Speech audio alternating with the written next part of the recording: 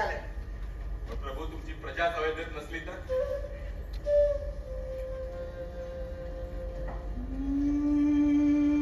नमस्ते.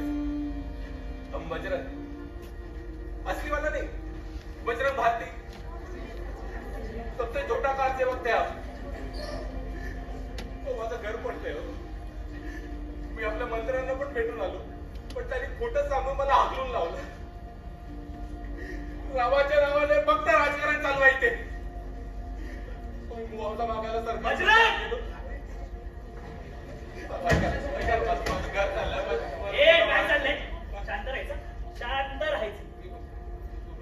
चला नौटंकी संपली, घरी जा. दादा ऐका ना, दादा ऐका ना, जाऊ नका दादा. हो दादा, दादा ऐका ना. सचिव अब राम के पीछे होगे तुम? रामासाठी मी सगळं सोडायला तयार आहे पण धरतीच्या नावाखाली सरकार आमची बर्बादी करते हो. अच्छा मतलब सरकार गलत है. साले देशद्रोही हिंदू राष्ट्राचे दुश्मन आहे. हनुमानाच्या वेशात असणं म्हणून शांतपणे समजावतो.